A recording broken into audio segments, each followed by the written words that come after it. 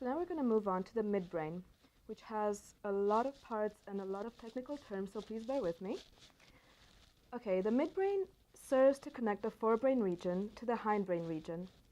Within the midbrain, a narrow aqueduct connects ventricles in the forebrain to the hindbrain.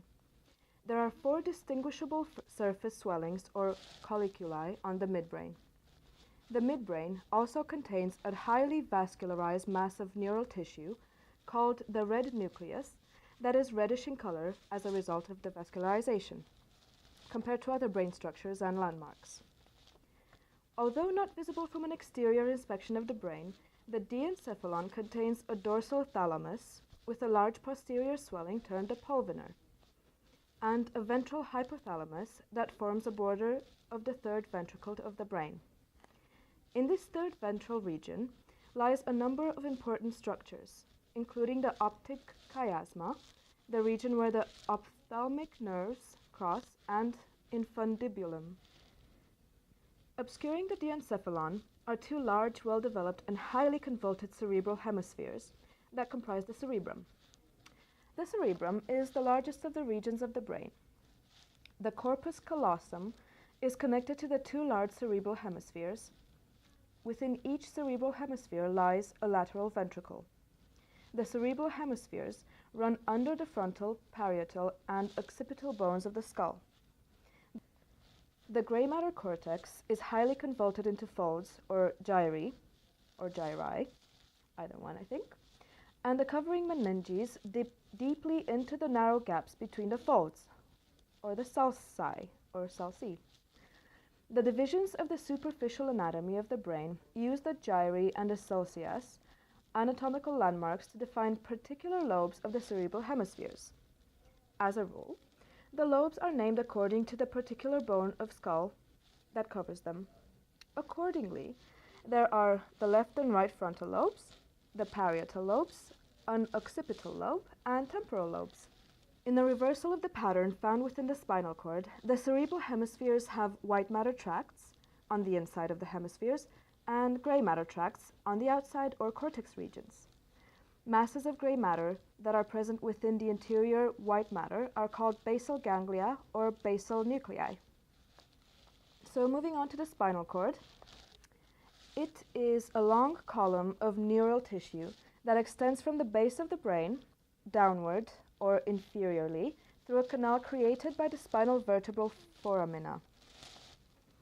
The spinal cord is between 16.9 and 17.7 inches, or if you prefer the metric system, 43 and 45 centimeters, long in the average woman and man respectively.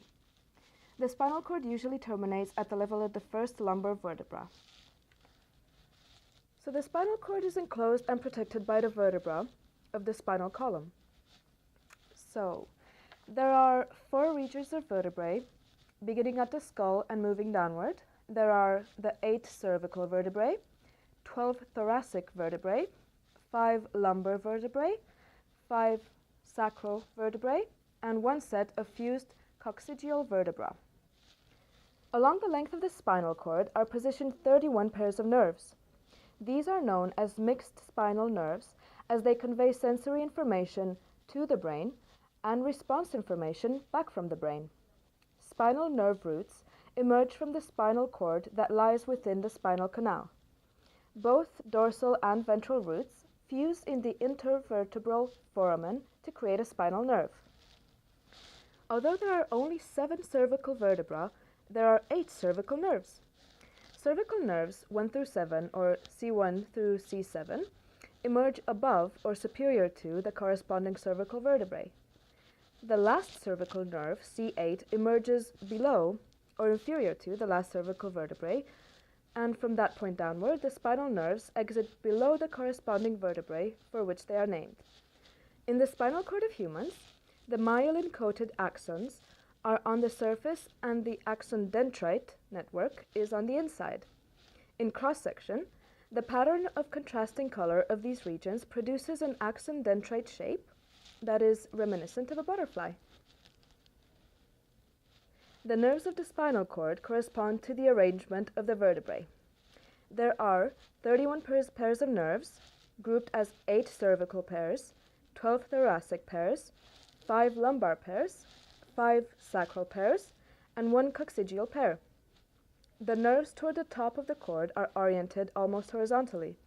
Those further down are oriented on a progressively upward slanted angle towards the bottom of the cord. Toward the bottom of the spinal cord, the spinal nerves connect with the cells of the sympathetic nervous system. These cells are called preganglionic and ganglionic cells. One branch of these cells is called the gray ramus communicans, and the other branch is the white ramus communicans.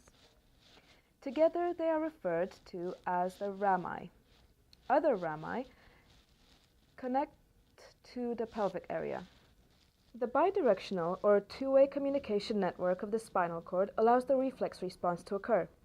This type of rapid response occurs when a message from one type of nerve fiber, the sensory fiber, stimulates a muscle response directly, rather than the impulse traveling to the brain for interpretation. For example, if a hot stove burner is touched with a finger, the information travels from the finger to the spinal cord, and then a response to move muscles away from the burner is sent rapidly and directly back. This response is initiated when speed is important.